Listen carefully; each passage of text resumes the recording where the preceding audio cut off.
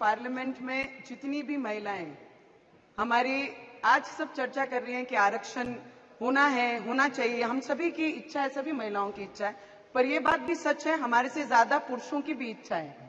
ऐसा नहीं है कि पुरुषों की इच्छा नहीं है कि हमारा आरक्षण इस पार्लियामेंट में आना चाहिए। उसका सबसे बड़ा उदाहरण अगर कोई देता है तो देश के प्रधानमंत्री देते हैं कि उनकी जो इच्छा, उनका जो सपना है कि महिला इक्वली में ट्रीट हो, उनका सिर्फ भाषण में मान सम्मान ना हो, उनके अधिकारों के लिए भी उनका बिल ये पार्लियामेंट में आना चाहिए। इसलिए इस देश के हमारे आदरणीय प्राइम मिनिस्टर जी का भी दिल से मैं धन्यवाद करूंगी। और इस पार्लियामेंट को, ऐसा नहीं है, इस पार्लियामेंट में बहुत सारी महिलाएं इस बिल के पहले भी अपने रिप्रेजेंटेटिव बन के आई हैं। सुषमा स्वराज जी हो, जयललिता जी हो, बंगाल की अब की मुख्यमंत्री ममता बनर्जी हो और मायावती जी हो, ये सभी महिलाएं अपने अधिकार से लड़कर, किसी ने अभी बहुत अच्छा कहा कि बहुत सारे पुरुषों के सामने लड़कर महिला यहां तक पहुंचती है, इसमें कोई भी गलत एक भी शब्द नहीं। बहुत सारे चुनौतियों को सामना करके हम महिलाएं यहां तक लाती हैं।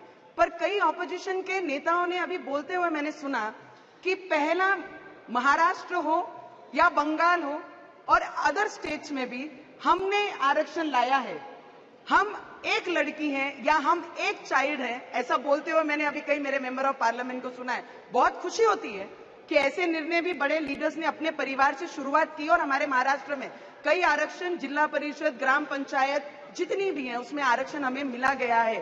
पर मेरा एक सवाल भी रहेगा सर, कांग्रेस पक्ष ने, आज सोनिया गांधी जी ने समर्थन दिया, उन्होंने कहा ये सपना हमारा था, हमने ये बिल लाया था। तो मुझे उनसे भी एक प्रश्न पूछना है कि 27 सालों में अगर ये आपकी इच्छा थी, आपका सपना था, तो 27 वर्षों में आप ये पूर्ण क्यों नहीं कर सके? मोदी जी की सरकार को सिर्फ 9 वर्ष हुए, 9 वर्ष में उन्होंने महिला के लिए, अधिकारों के लिए ये बिल भी लाया, पेश भी किया। और हम महिलाओं को, ये देश की महिलाओं को इतना कॉन्फिडेंट भी है कि आज वो बिल पास भी होगा और पूरी देश की जनता और महिला जितनी है वो ये आवाज सुन रही है कि मोदी जी ने सिर्फ मतदान का इस्तेमाल महिलाओं का नहीं किया, महिलाओं को अधिकार देने का काम ये पार्लियामेंट में किया। और जिस दिन ये पार्लियामेंट में हम पहला दिन कदम रखे हैं, जब हम महालक्ष्मी की पूजा करते हैं, वास्तु पूजन करते हैं, तो महिला से शुरुआत करते हैं, भारत माता की जय बोलते हैं तो महिलाओं के नाम से जय जयकार होती है। पर आज तक दुर्भाग्य है इस पार्लियामेंट का और इस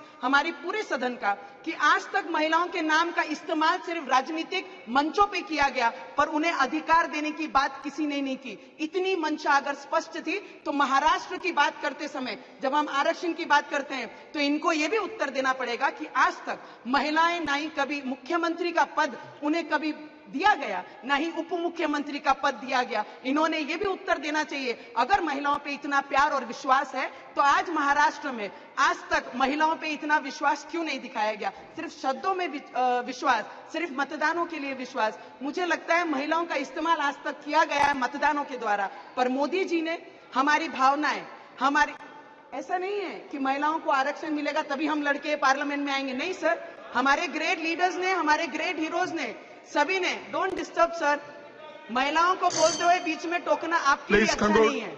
मुझे लगता है महिलाओं के अधिकारों की बात हो रही है तो this parliament has to listen and आपके तरफ से तो ज्यादा सुनना चाहिए, जिन्होंने 60 वर्ष राज किया और महिलाओं के सिर्फ मतदान का अधिकार यूज किया, बाकी महिलाओं के लिए कभी कुछ नहीं किया। Yes sir, I am coming to that point sir.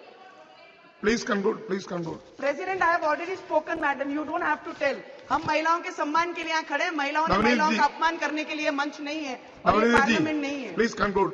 Sir, मैं इतना जरूर बोलना चाहूंगी, रानी झांसी लक्ष्मीबाई, आई जिजाऊ, आई रमाई, सावित्री ने जिन्होंने हमको शिक्षण का अधिकार दिया, शिक्षा का अधिकार, शिक्षण का अधिकार दिया सर, डॉक्टर बाबा साहेब अम्बेडकर ने जिन्होंने मतदान का अधिकार दिया, आज ये पार्लियामेंट मोदी जी के द्वारा हमें हमारा अधिकार, हमारी ताकत, हमारा विश्वास हमारे में फिर से एक बार जगाया सर, लास्ट 1 मिनट, कि हम आने वाले समय में बराबरी में खड़े होकर हम निर्णय ले सकें।